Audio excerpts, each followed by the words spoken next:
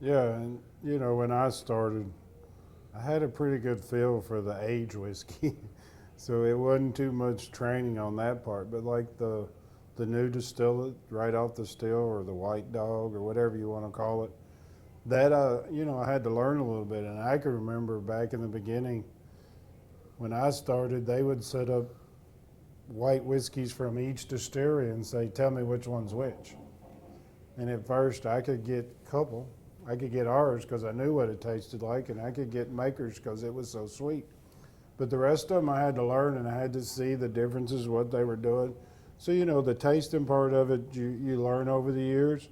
As he said, there's 5 of us that taste the new distillate, and we sit down and talk about it. Jimmy's probably our harshest critic, which he should be.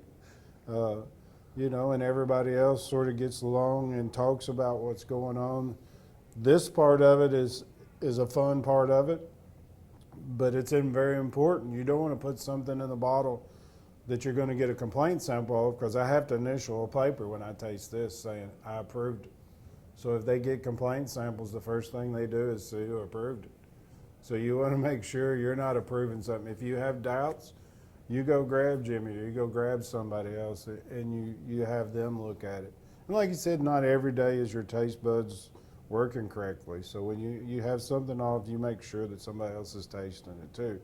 But this is the biggest quality control, I'd say, for every distillery. Yes. I mean, you can do all sort of scientific tests. You can do everything you want to, but it boils down to what it tastes like.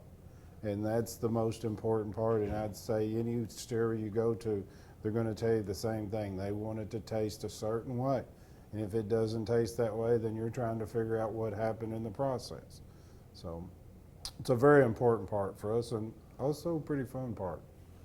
You know, it's one of those things, you know what your product tastes like. We know each other's product. We can just about tell you, just like Eddie drinks Pepsis. If I pour samples out here of Coke and Pepsi, he's going to pick out the Pepsi. Same way in ours. We know the flavor, the taste.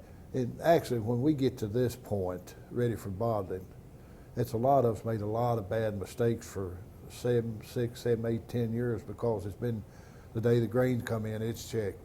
The grinding is checked. The cookers are checked. The fermenters are checked every day. The new product is tasted. The new barrels are inspected. So if it gets down to this product, a lot of us made a lot of bad mistakes. But and saying it's not dependent on one, it's several of us has to approve everything. So that's the main thing, it being consistent. Back to what I say all along, be consistent in flavor and taste.